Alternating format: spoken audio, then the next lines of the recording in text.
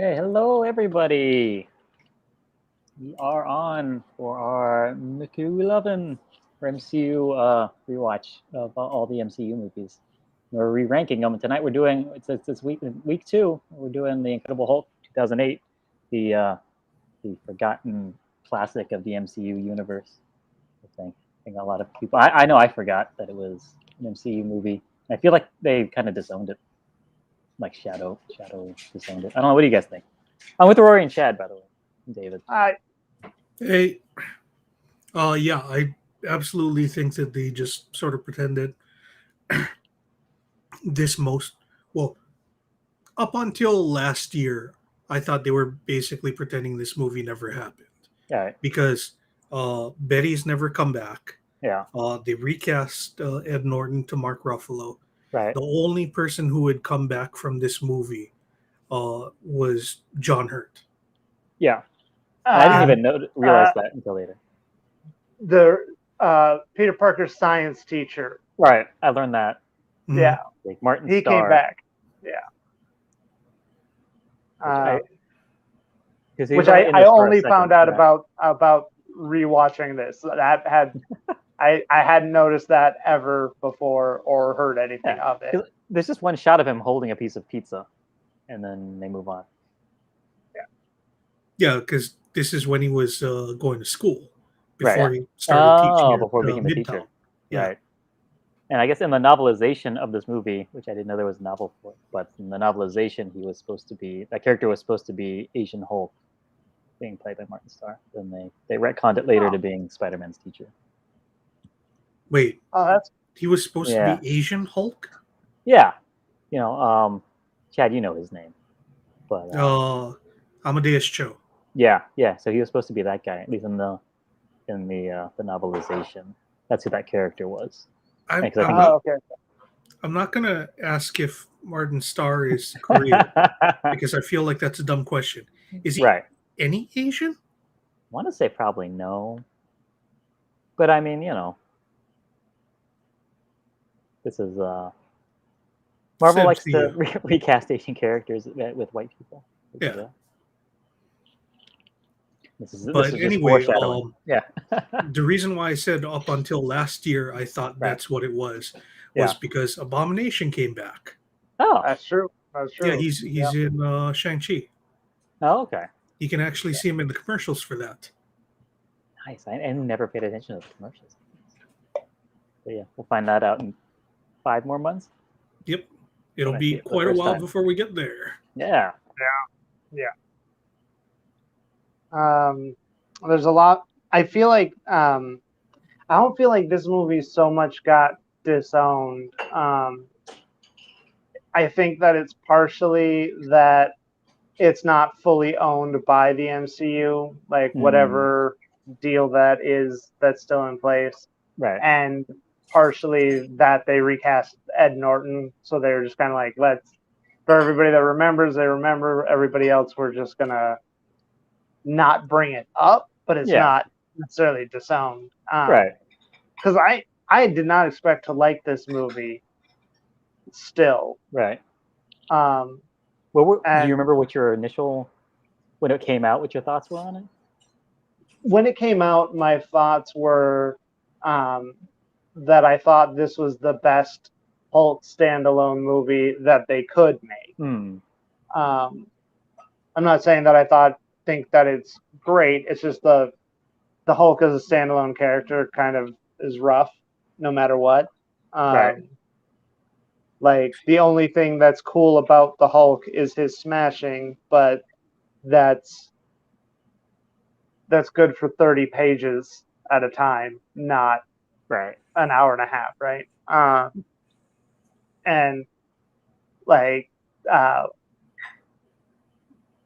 Dr. Banner is boring, like he always has been. That's kind of why he's the Hulk. Right. So you really got to give him something to do, and then this one is I don't know whether or not you guys ever went to Gecko Books over on Wiley. It's closed now. Right. Oh, okay. The owner moved to the mainland and then almost immediately died. R.I.P. Ted. But the owner, Ted Mays, he and I had the conversation outside of the theater when Incredible Hulk came out.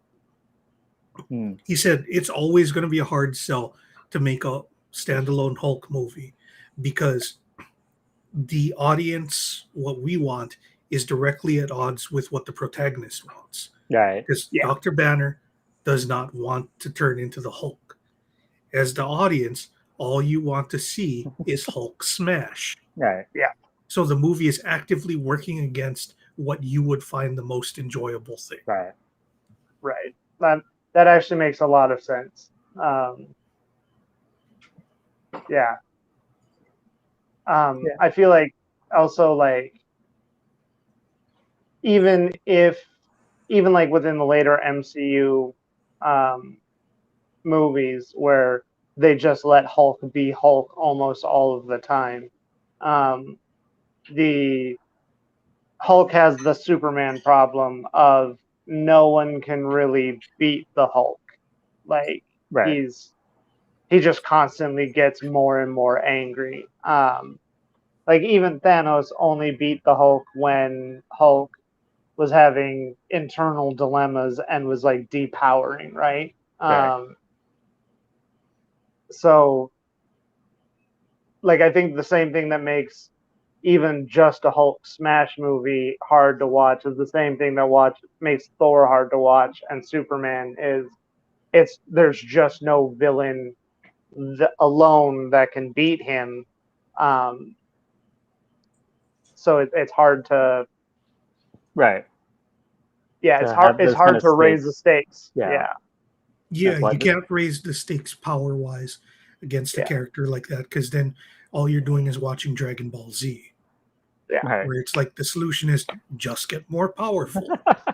You need to raise emotional stakes and you need to raise psychological stakes and all that kind of stuff. And that's not what people want to see with the big green monster man. Yeah. People want to see the big green monster smash. Yeah. All the stakes that really you have to put them on the scrawny scientist boy. And it's not fun to watch. And I mean, like, you could do an interesting Dr. Banner movie where it's not the Hulk, like, and really explore those emotional stakes, but it wouldn't be the Incredible Hulk; it'd be Dr. Banner. Or at least kind of like a standalone movie that's kind of outside of the MCU kind of stuff. Where it's just like, it's a guy dealing with this issue. This monster that he can become, like a Dr. Jekyll, Mr. Hyde kind of thing. But it's something that's more on the emotional journey of the character as opposed to the superhero stuff of it. You don't want to have to set up how he's going to end up being part of the super team.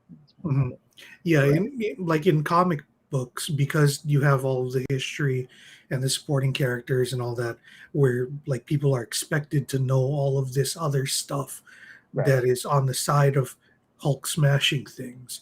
You're able to tell the story with using that supporting cast, using the history, and telling that more emotional, engaging, psychological story. Like, for example, the Immortal Hulk is like an incredible run that just wrapped up, and it's like 50 insanely good issues of religious allegory, body horror, and it's just amazing. But you can't really do that in a movie, or at least not in the first movie. Right. Yeah. Like I think like a Dr. Banner TV series would be really interesting, where you were really playing with that aspect of the character. I also think another thing that is holding any Hulk movie back is that, like in the comics, you have the full stable of villains, and there's no villain that can beat the Hulk power for power, but you can't overpower him. But like you can teleport him someplace else, and there's a bajillion different ways to do that in comics. But in the MCU, you'd have to be bringing somebody out of nowhere or building them up, like. Yeah, and especially the early MCU movies, they're really trying to keep them sort of grounded in the real world as much as they can. So there's not people coming from outer space with teleportation lasers and stuff. Right. It's a special forces soldier guy. I think it's basically some super steroids, and that's basically all he gets to fight in it. To kind of keep it like that, because it takes a while to kind of build up all that stuff, all the sci-fi elements and everything that we get to nowadays, where everyone just buys into it a lot easier. Mm-hmm. And I think that's why, like, my feeling at the time was this was the best Hulk movie that they can make right now, and I think that assessment stands. Like, it might not be the best comic book movie ever, but it's definitely the best that you could do with the Hulk without having all of the Avengers, all of the stable of villains. It's the best you could do as a standalone Hulk movie at the time. Yeah. So I mean, I made the mistake after I watched this on Friday, and then Saturday I watched the Ang Lee Hulk movie, and so that's much fresher in my mind and got more thoughts on that. So I'm really trying to not just spend this whole stream talking about that movie. So one of the things that I was talking with David about before we went live is that Ang Lee's Hulk is much less faithful to the property of the Hulk, but it's a much better crafted movie. And it's interesting, but it's like characters, a bunch of them are super incorrect, but it's interesting. Well, and I think, and I haven't watched the Ang Lee version in a long time. But from what I remember, because I watched the Ang Lee before I watched this Hulk the first time. From what I remember,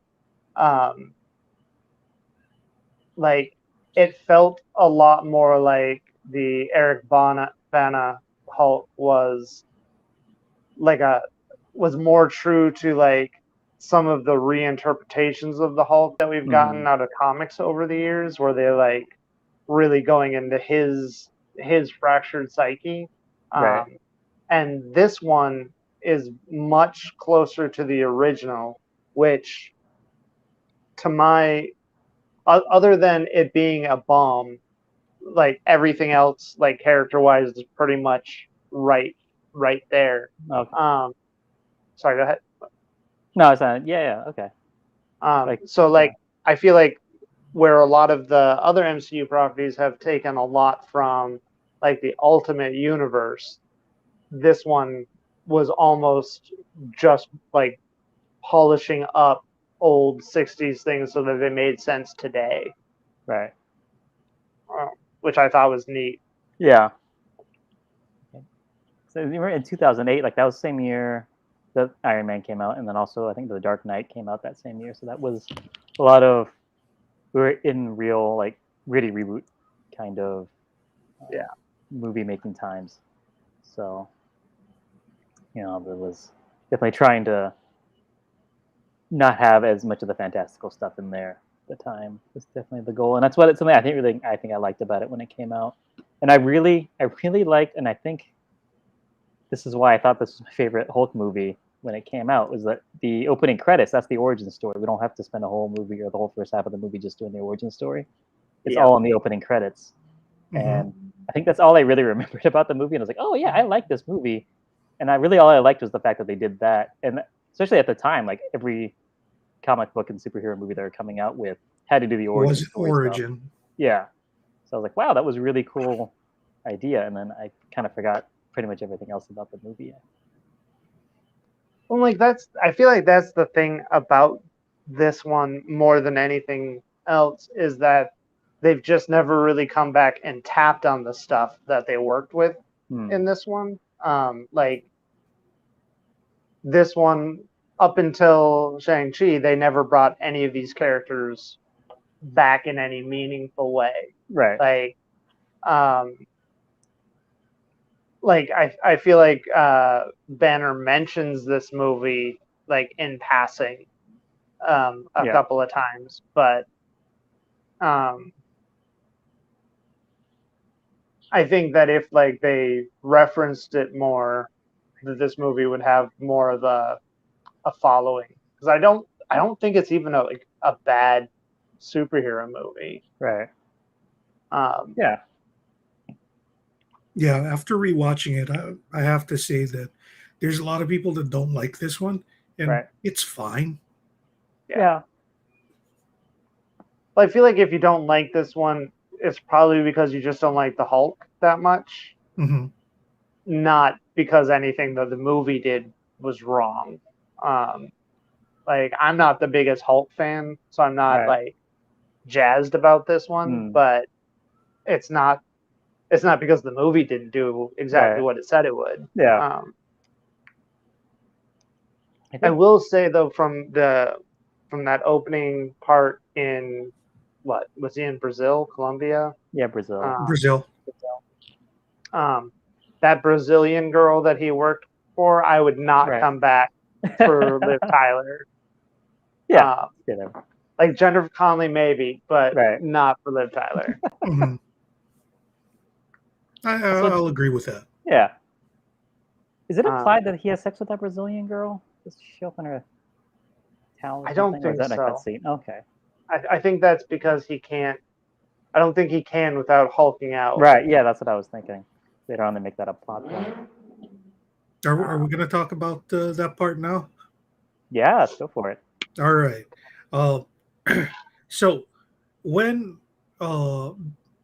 Bruce and Betty are in bed together, and it looks like it's ramping up, going towards them sleeping together, and then he says, "No, wait." Right. She's like, "It's okay, I want to." And at that point, I was just like, "Wait, is she saying that she would like to sleep with Hulk?" Oh, yeah. She understands the consequences of going further. Yeah, she's a scientist. She knew exactly what was going to happen. Also, like, she gave zero fucks about the person she was dating. Oh yeah. Like, not even a phone call. One thing that the dad from Modern Family was playing Doc Samson, I guess. That was a setup for that. That's what he's supposed guy. to be. Yeah. Which is extra rough because he does a lot for the Hulk later on in the comics. Mm-hmm. I can see that. Is he a real cuck boy? Like, oh yeah, I want you to take my woman, and then I'll also shine your shoes for you or whatever. Maybe once he grows his hair out long, he'll stop being a cuck. Yeah. Just once he gets that manly ponytail and it's green, it's bright green. Mm-hmm. Yeah. I did really enjoy that the enemy in the Incredible Hulk was the toxic masculinity that was the hero in Iron Man. Mm-hmm. Yeah. I thought that was actually kind of cool because they came out at the same time, and at the time I didn't realize how much all of those guys were still in communication with each other and making the MCU, but they laid it on thick with Tony. They came in right afterwards and were like, "It's not really okay. He's rich. This is what another super smart guy does." So I thought that was kind of cool. Mm-hmm. It's also as much of a well, I don't want to say it's as much an admonishment of the military-industrial complex as Iron Man was cheering it on. Right. But they're on opposite sides of that too, I believe. Yeah. And I think that's kind of the. I feel like one of the things that is the. I don't know how to phrase this right. I feel like a lot of what the MCU was doing at this time was kind of like a subtle answer to The Watchmen, where it was very much these heroes aren't above the law. They're rising up because the mainstream law isn't doing enough or isn't doing the right thing. The people in power are corrupt as well. So like, I feel like to the question of who's watching the Watchmen, it's fucking Iron Man. It's the Hulk. That's who is watching them.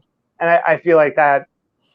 I don't feel like they laid that on too thick in this, but I feel like that's part of it. Seeing as how Watchmen was such a huge thing and was either had come out already or was in the works. So like in the Hollywood buzz. Right. Yeah. Sure. Yeah. Definitely. Like you can see this in Iron Man. There's definitely guys that are working outside of the establishment. In fact, the establishment is actually working against the Hulk, especially. Mm-hmm. Yeah. And then that's gonna, I think, continue to come up right up until like around Civil War. Right. Actually, no, not Civil War. Winter Soldier. Yeah. I think Winter Soldier is when they stop. That's when they stop working specifically against sort of the establishment and the people in power and the people behind the people in power. In Civil War, they're also somewhat at odds with the establishment, but that movie is also about the people that bought in versus the people that didn't. Yeah. You're gonna see how that changes. That's cool. It's weird to see. It's weird that the MCU is doing a good job of thinking about and responding to real world events the way Marvel has a history of doing. Like, I mean, I understand that both of these companies are trying to make money, but it feels like they have both done a really good job of tapping into what's going on around them. And even if you don't necessarily agree with like what they have to say or how they're going about saying it, it's still interesting that they're choosing to talk about it, if that makes sense. Right. Like there's a lot of times where you'll only get like, oh yeah, Tony makes weapons, but he only makes good weapons for the good guys. There's no question about that. And if the government found out he was selling guns to the wrong people, they'd be mad, not kind of being like, yeah, we know you do, just sell us the good ones. So just the idea that in this one, General Ross, like after all this was said and done, he wasn't getting a slap on the wrist. He wasn't getting in trouble. He did his job and he knew exactly what he was doing the entire time he did it. Right. That's something that usually doesn't happen in movies, right? That the rogue general is rogue, not actually he's not rogue at all. He's fully backed. So he was doing what was expected of him, by his superiors. I would like to give a shout out to like Tim Roth. Did a really good job of looking like punch you in the face scary. He generally, like, I've seen him pull off like I'll cut you scary, but not like I'm gonna kick your teeth in scary. He did a good job with this. Like that guy. Just good. He's a very good actor. I feel like his character, kind of got the most character development out of everybody else. And also the rod to the stick, like he jumped into the super soldier thing specifically to stop the Hulk, who he was specifically told was a terrorist and a bad thing. Like it wasn't until he got all hopped up on super serum that he started cracking. Even in part of that, I mean, he was taking even like because with it, and he gets like that last dose that turns into the abomination. Like he's still doing it to fight the Hulk, who is running around destroying stuff all the time. So it's like He's doing it to fight the Well, Hulk, it's- but it's- at that point, yeah, he's not doing it to fight the Hulk because of orders.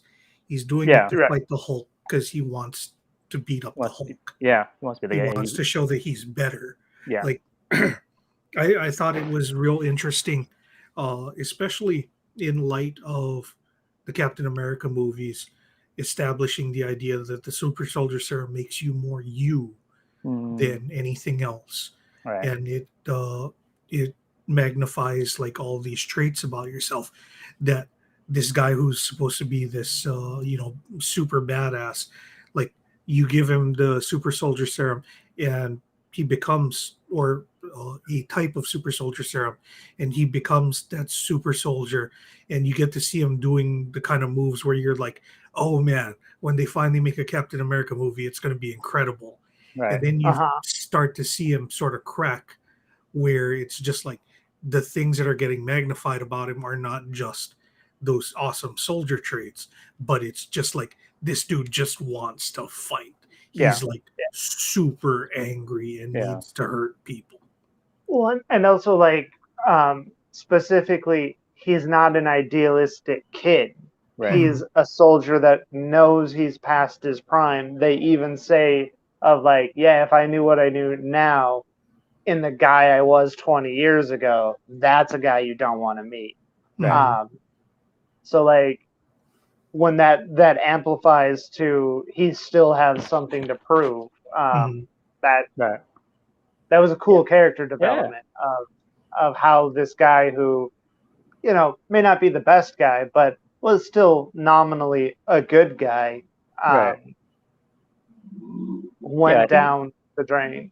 Yeah, I think he kind of lives in that more moral gray area that you'll see with like those guys that do a bunch of black ops and stuff that are having to assassinate people and stuff all the time. Where it's like, well, I mean, ultimately it's for a good cause, but they're aware they're out there killing people. And like he isn't able to have that kind of idealism that Captain America had in World War II, when it's like, oh, yeah, we're fighting the Nazis. Also, he became Captain America before he ever got killed anyone. Whereas this guy's probably killed hundreds of people already, and now he's kind of got that hardness in him. Yeah, it's interesting. Well, and I think it's also interesting in the MCU that like they're making those people exist side by side with heroes, and like Clint Barton definitely is no different than this guy when it comes to just straight up murdering Black Ops guy. But it's also interesting later on when they show Clint Barton's home life, where they're like, oh, this is the thing that keeps him from crossing that line. And that's interesting that it's interesting that they're making villains that aren't villains for the sake of being villains. They're showing what causes them to cross the line. So also another interesting thing with Captain America and this guy Plotsky or whatever, like they both have a certain point in the movie, they both have CGI bodies, and Tim Roth's looks real weird. It's really right there in that uncanny valley line. It's distracting. Oh, and also like changed throughout the course of the movie too, because that first time when he gets up out of the hospital bed after Hulk kicked him and totally like they're just like, oh, he's gonna die. But he gets up and he's just like, oh, check out my pecs and my ass. And then later when you see him in the bathroom staring at himself, you're just like, oh, you're turning into something fucking weird. It's part of me. I do have to admit, I was just like, oh, Tim Roth still looks like a weird guy without his shirt on. Oh, it's CGI. Like, but that's a really cool moment when he gets kicked into the tree and his body crumples down. Like, oh, that looks. I thought that looked cool, but a lot of the CGI in that fight didn't look great. But there's a lot of really cool stuff that happened. Like I feel like the CGI in this was was better than I was expecting for 2008, but more disappointing after watching Iron Man and seeing what else they did in 2008. Right, yeah. At the same time. Yeah, this was absolutely a step down from Iron Man. Yeah.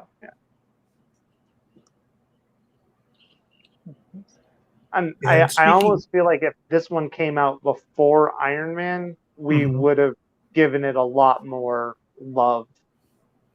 Like if this was like the first swing and then Iron Man came in and spiked it, this would get a lot more. But yeah, I think Iron Man, when it first came out, like it got a lot of people talking about comic book movies in a way that they hadn't in a while, and I think this could have also done that. But instead, when it came out second and it wasn't as good as Iron Man or isn't as impactful, it was a lot easier to forget about it. But then also because Iron Man also has all those sequels, and Tony Stark's a very big part of the MCU. Got to be a big part of it too. I kind of want to know when they solidified plans to do the MCU the way they did it. Like which movie were they making? Like I haven't really looked into any of that. I'm sure it's out there. Yeah. Like it has to be around here, right? Yeah, because I mean they have that pre-credit scene where Tony Stark shows up to talk to the general, and he's putting together the team and all that stuff. So it's like they were already moving towards the Avengers at that point. Yeah. They already knew when they were making the first two movies. That's how they were going. But I guess I feel like they were toying with it, but I kind of want to know when did they know like that they were gonna be able to pull it off. Right. Because I gotta feel like I'm gonna guess right before the first Captain America movie is when they knew that they were gonna be able to do it, because they called him the first Avenger. That's true. That's when they really started pushing the Avengers stuff. That makes sense. Yeah. I'm actually really looking forward to our review of Captain America. Yeah. Yeah. That one. That movie is so underrated, but we're not talking about that. We're still talking about Incredible Hulk. Yeah. And one thing that I did want to mention is in the way that later movies get to have like all of these different not necessarily Easter eggs, but these things that rooted in the Marvel universe, and then all the references to other things that have happened or could possibly happen, or just Marvel references. I feel like this movie, because it was in that sort of early stage, they didn't have that. So the only thing that they could reference over and over and over and over was Stark. Yeah. Yeah. Anything in this movie that has a logo is probably Stark Enterprises. Yeah. You get to see a little bit of SHIELD stuff on the computers, but everything else is Stark. They didn't know what else they had. Yeah, and I think Nick Fury's name comes up like once or twice. I know it comes up in like the starting sequence. Like there's a couple things that have his name on it, and I know that the super soldier serum that they pump full is Erskine. One of Erskine's names is on that. But that's like deep comic book Easter egg. But they're referencing that. Yeah. That's actually a deeper Easter egg than I remember it being. Because in my memory, I thought that, he pulls out Project Rebirth stuff. Right. Which is the name that's given to, Captain America's thing. But it wasn't Rebirth. It was Weapon Plus, which is the name that was given to Project Rebirth. Was the first phase of the Weapon Plus program, as explained in the X-Men movies. Because in the X-Men movies, Wolverine is a product of Weapon X, which is actually Weapon 10. Oh. Like Captain America was the first one. Right. And Wolverine was the 10th iteration of the program. Or the 10th iteration of the program produced Wolverine. It also produced a bunch of other guys. Yeah. I just thought it was like they took the plus and just, rotated 45 degrees and so you get the X. I'm willing to bet that definitely was part of the logic too. Yeah. Yeah. So when dropped an envelope in it, or manila envelope, and it was crooked. I don't know. But yeah. So speaking of like Easter eggs and stuff, we get our cameo from Stan Lee in this, where he drinks the soda with the Hulk blood in there. Mhm. Like, how much do you guys think? Like, how much human blood do you think you drink accidentally every year? So I know you eat like 7 spiders, so I'm thinking it's got to be a lot of. I mean, are we only counting on accident? Yeah, I think so. Okay. Because I mean, it's going to be And a lot less than. Yeah, you know how much you're drinking on purpose. Yeah. Yeah. You should know that. Yeah.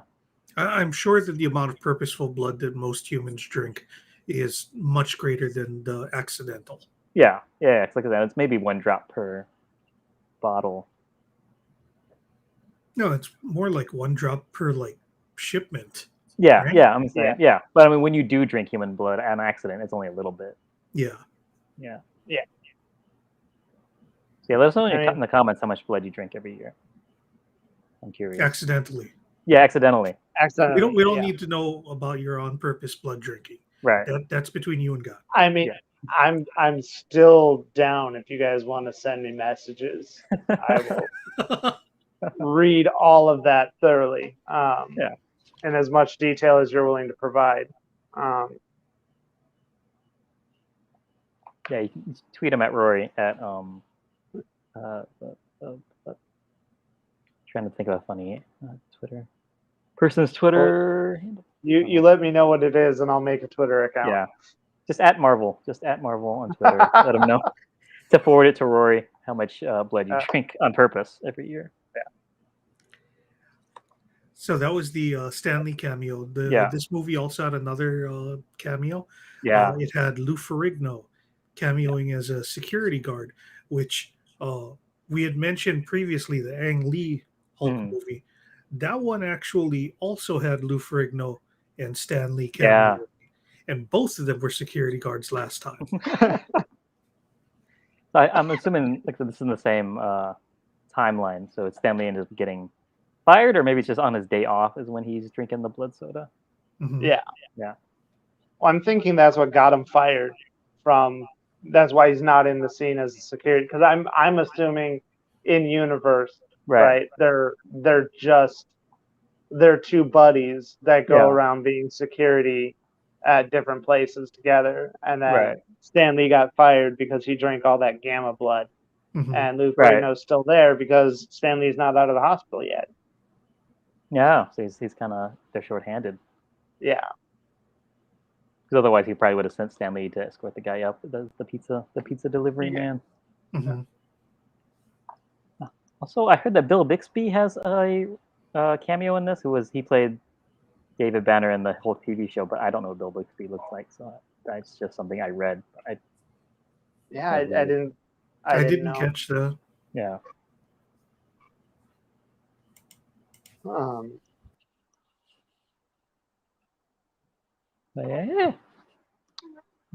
I do feel like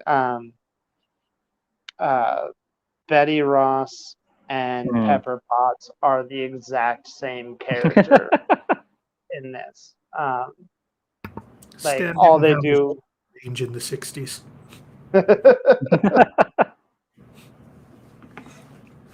But other than that,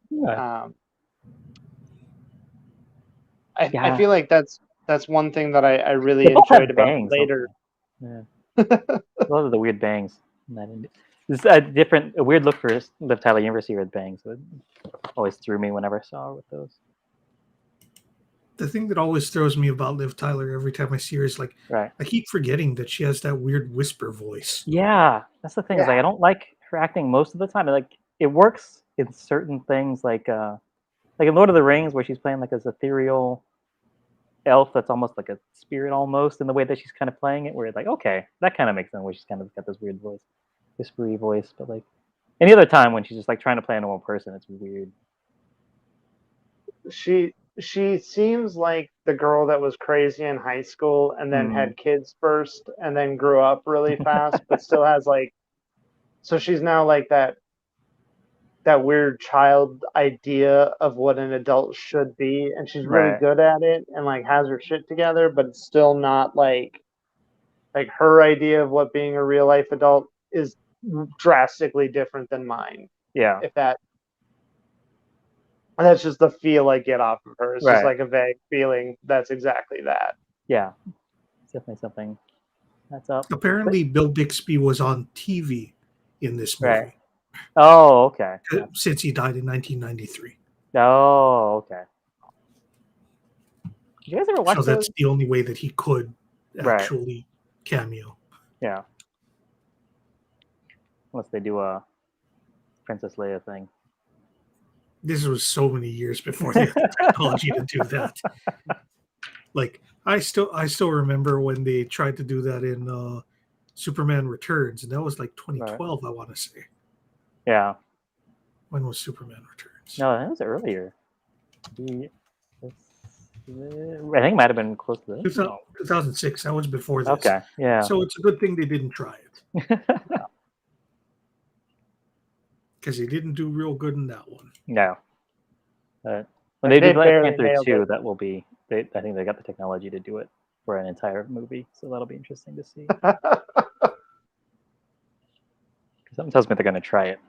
You got to do something, right? Mm-hmm. I mean, they have to do something. Yeah. So something I have to ask you guys, because you read the comic books, you're a lot more familiar with the Hulk and what his specific powers are and things. Does he have weather powers? Because during that the fight at the college campus, when he has to protect Betty from like the fire, and then it just starts raining just to put the fire out, even though it was a perfectly clear day. I assume it's because he somehow made it rain to put the fire out, or is it the army that has weather control powers? I mean, yeah, I think it's the plot mostly comes in. I mean, it's possible that they might have been making us think that the X-Men were going to show up. Because maybe they had to cut them out because they're universal, not the whole Weapon Plus program, his correspondence with Mr. Blue. I feel like there was a bunch of things in this movie that were supposed to make us think like, oh, maybe the X-Men are going to show up. Right. Yeah, because they can always retcon it later that Storm was on the campus.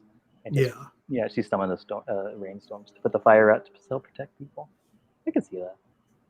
Maybe that's something we'll see when they finally merge all the various Marvel properties. Once Disney finishes purchasing everything. Yeah. Although they already own the X-Men. Yeah. So there's no reason they can't do it. So sign my petition. I'm going to make a petition to change that over. Yeah, I'm almost surprised that we haven't heard anything about that yet, because that seems like a no-brainer on bringing them in. Yeah.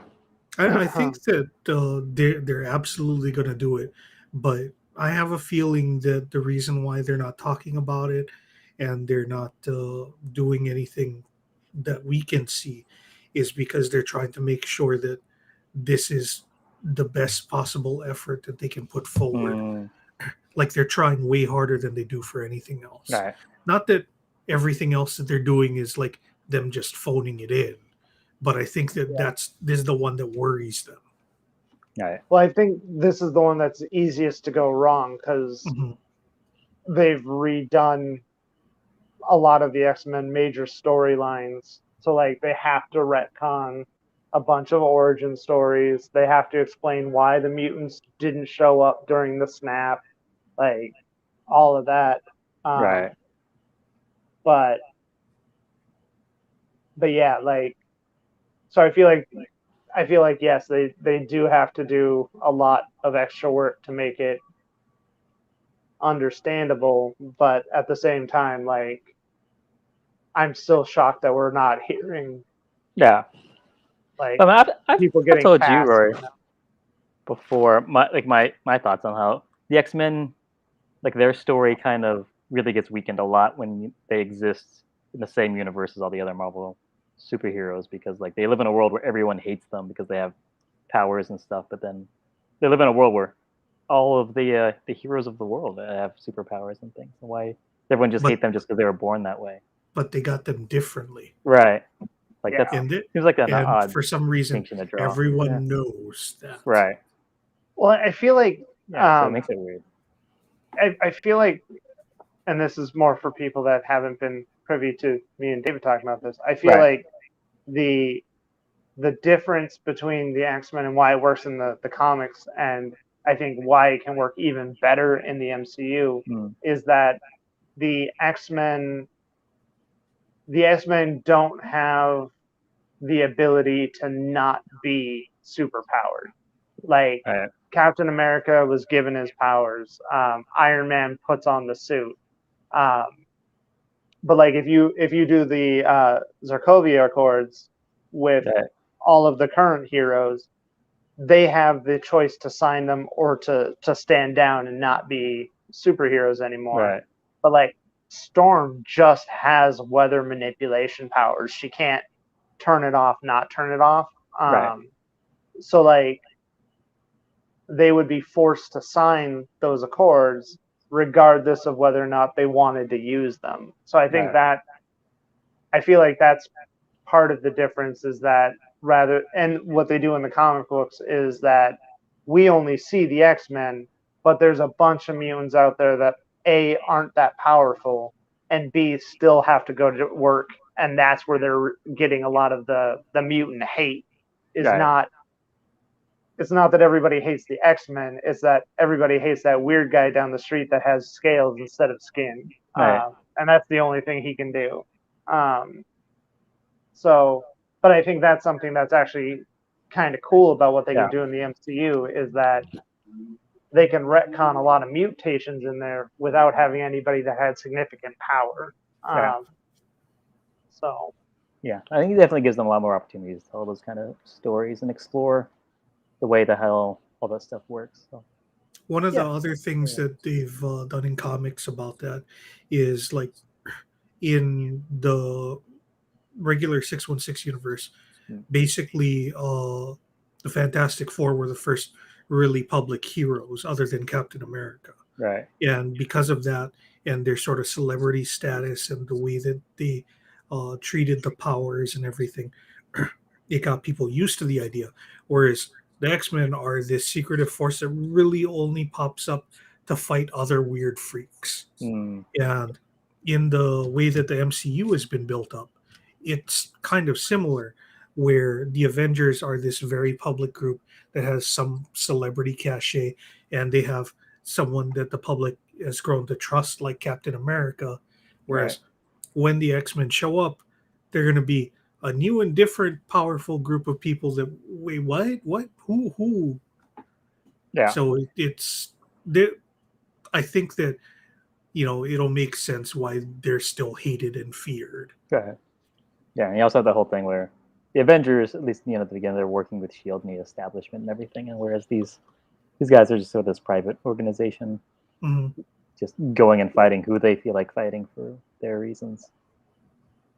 And also they're very public about, like, they'll fight the government just as fast as they'll fight anybody else, because they're really about the mutant protection, not the ideology of anybody in general.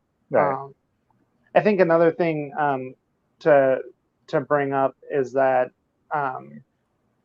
mutants are more like the Hulk, in the fact that when their power activates, it's random and nobody was expecting that to happen. So like in like a real world situation with mutants, it would be, kid in school sets on or kills 30 with optic blasts, not like, oh yeah, he's a hero. It's like, yeah, but remember that time that he murdered a bunch of people on accident? And every other day you'd be hearing about some mutant on accident killing a whole bunch of folks. And that's actually one thing that I feel like they don't do enough with in the comics, is that a lot of these underage superpower people that get it on accident, there should be a lot more superheroes that are just doing dumb stuff, and that being more of a problem. Like, they've analyzed that in other comics, I know, but Like, there's for every Peter Parker, there's got to be like 30 people that would become the best mugger in New York if they had spider powers. Yeah. And nothing else.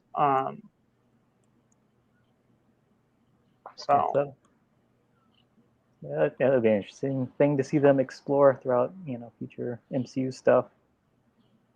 What else I wanted to bring up? Hey, where did you guys have this Incredible Hulk? Where did you have it on your MCU ranking before, and where do you have it now? I'm gonna say it was dead last. Oh yeah, it's the only one I hadn't gone back and rewatched. And I mean, now it's in the second slot because I haven't watched anything else on our watch through. But it's a much closer second than I had previously given it credit for. I had mine sort of the middle of the bottom. Like, it wasn't the very worst thing that I hated like the most from the MCU, but it also was well below average compared to all of the other movies that have come out. Right. Yeah. Currently, it's number 2 because we're ranking out of 2. Yeah. So similarly, I had it at 18 out of 27, and really that was closer to the bottom for me because like a lot of like the bottom 5 for me are ones I haven't even seen yet. But and now it's I still have it number 2 or dead last. I don't think it was number 2, but more as at the bottom of the 2.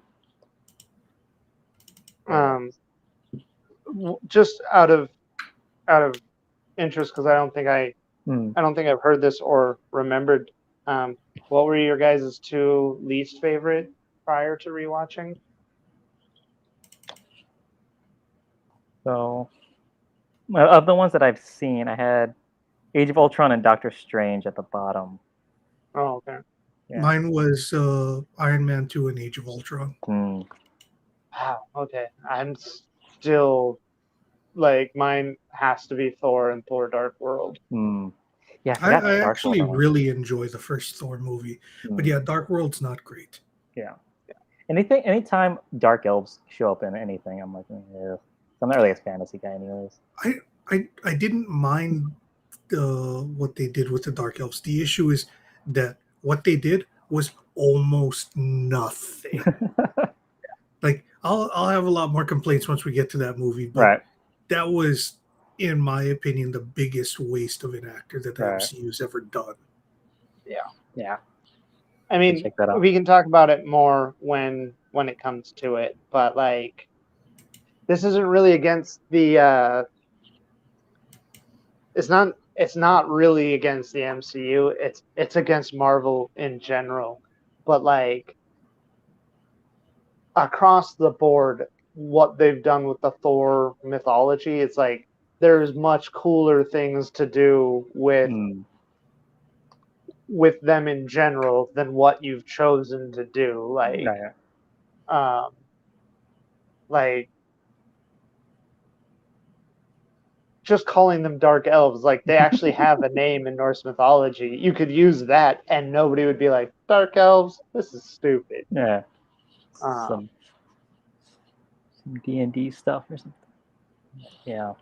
We'll get that. I like fantasy. I do. Right. I'm a fantasy fan as well, but I don't like how Marvel's done. Yeah. We'll get there soon, but it's just interesting. I feel like this Incredible Hulk is ranked pretty low for a lot of people, and so is Iron Man 2, and like that's 2 of the 3 first Marvel movies. Like, kind of known as not that great, so it's interesting to see how that became like the biggest thing ever. The thing with Iron Man 2, though, is I think that at the time people still loved it. It's going back and comparing it to everything else that it keeps on getting like knocked lower. Well, I think, and I've rewatched Iron Man 2, but not. I was like 2 or 3 years ago now. But Iron Man 2, I feel like is a rehash of Obadiah Stane is his villain the next 2 times. Like they stay too close to the like, oh, he's a good CEO and he fights bad CEOs. And that got weaker every time, in my opinion. Yeah. But like without the rest of the mythos to go along with it, I still feel like they were good for their time. Yeah, I and good think standalone that adventures. Iron Man 2 probably would have done much better if the Soviet Union were still around. Yeah, that would have made a lot of sense. Well, also if it came out at a time when we were okay with saying "fuck you" to the Soviet Union, being Russia now, like it came out at a time where I was like, well, we kind of got to be nice to these guys. So, but if we're still like super angry at the Soviets, then it would have been a very different movie. Yeah, if we're just used to having Russian bad guys in all our movies, and knowing that, oh yeah, Russian accents that means you're a bad guy. Yeah. Another thing I want to bring up, a lot of the jokes and the references in this, like the "you won't like me when I'm hungry," I thought that was funny. But then the Hulk smash at the end, where he says Hulk smash, that felt dumb. It's like hit and miss a lot of times. I think it's miss more often than hit. They're trying to make jokes because the movie takes itself so seriously and very earnest, and I like that. But then when they try to fit the humor in, it doesn't hit most of the time. Yeah, this movie. Yeah, it is a pretty dour movie. Yeah, and it should be. It should be. Yeah, like I feel like that's. I feel like they kind of corrected themselves after this, but like they tried to yank a little bit of the levity that works so well in Iron Man. But like it only works because it is Iron Man. Yeah. And like Iron Man 2 and Iron Man 3 are much more serious films, but Tony Stark is still Tony Stark and can't take shit seriously. Right. But like they got a lot better as time went on of like letting their funny characters be funny, but still having the events going around them being serious. But it's interesting to go back and rewatch them like one week after week to be like, oh, they were. I'm used to remembering it as the MCU came in as like this monolithic thing, and was just good, and it's like no, they wobbled a little bit right at the start. And like I'm used to watching DC do that, but Marvel, it's weird to see them still working on their tone. If that makes sense. Yeah, because it feels like DC still hasn't really had any movies that stuck the landing completely the way that the first Iron Man did, and that's why it's like everything that they do, they just keep building on shaky foundations. Yeah. Whereas Marvel had missteps. Right. Yeah. But like between Iron Man and Marvel's The Avengers, like there were a bunch of missteps. But Iron Man gave such a solid foundation that they were able to have those shaky movies and still have a great foundation to build upon. Yeah. And I think too, like, and I feel like this is like major credit for whoever it is at the MCU that's responsible for this, but they didn't flinch. Like Iron Man 2 didn't do so great or as well. Iron Man 3 not as much. This one not so much. Thor was a little bit wonky, and they're like, no, we know what we're doing. This is going to be fine. They knew these ones were not going to do as well as the future ones would, and they kind of kept that faith instead of trying to like scrap it and go back. So yeah, it's definitely good to see that they did that, but then also you can kind of see it like when they finally got around to making the third Hulk or Thor movie, and they were like, yeah, we're gonna make the Thor movie that's for people that don't like Thor movies. But then it was a much bigger hit, so I guess it was the right thing to do. But we'll get to that. It was a Hulk movie. Yeah, that's right. That was the. But it wasn't standalone. Yeah. Because it was Thor and Hulk, buddy cops in space. I think that's all I have. What, something else? That's all I had. Yeah. I do have a lot more when we get into like later on. So yeah, I'm trying to shut up about what's coming. The only things that I have written down here that I didn't already mention is the Universal introduction, which again, yeah, I'm not used to seeing things other than the Marvel Studios intro. right. And Shield's reading all of your email, all of it. It was real dumb that they had all that stuff where he has to set up like secure encrypted communications with Mr. Blue until he goes to the gas station and he just uses the guy's work email from the school that he works at. And it's like, oh, well then, how do you not? How it's not an anonymous dude that you don't know. You know who he is. Anyway, just a thing there. Oh, the other thing I wanted to mention though is that the part where he goes to buy purple pants, stretchy pants, and then he turns around to a lady with a big butt, and then sees how stretchy the pants are.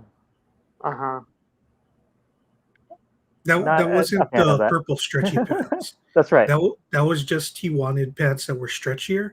Right. The purple pants were later when Betty picked up stretchy pants for him.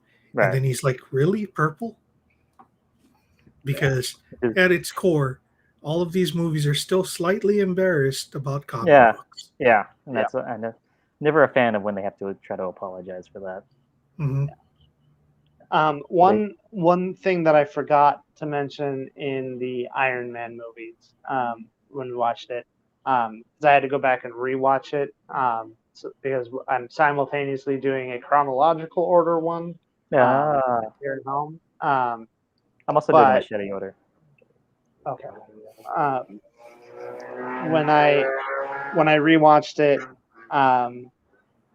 Tiffany had brought up that it was ridiculous that the S.H.I.E.L.D. agents didn't just introduce themselves as S.H.I.E.L.D. throughout the whole thing.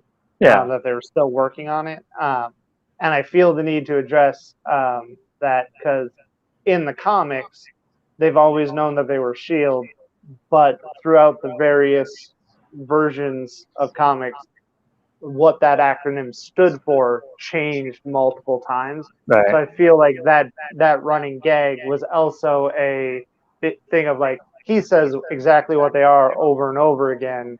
Right. Because in the comics, they could never get this part straight. So I felt like that was kind of a well done meta joke. Yeah. That's fun. So since you've been watching these in the order in which the movies had happened, because that's the other one that you're doing, right? Yep. So you also just watched Captain Marvel. Yes. Did they say S.H.I.E.L.D. in that one? I don't remember. I don't remember now. I want to say that they are a member of S.H.I.E.L.D. They're S.H.I.E.L.D. agents, but I don't know if they actually say it. Yeah. Okay. Now I'm gonna have to go back and read. No, we're gonna rewatch it. So I can rewatch it and let you know if you want. Captain Marvel is one of my favorite Marvel movies. Yeah. Well, we're gonna get to. I will say that one is. I feel like that one has my the ones that are beating it have sentimental value to me. I feel like that's one of the best versions of Captain Marvel, and they did the best of like grabbing the core of the character and putting that into a new. So. Yeah. That one I feel like it's going to be a good conversation. Yeah. Because that movie splits a lot of people's opinions. Yeah.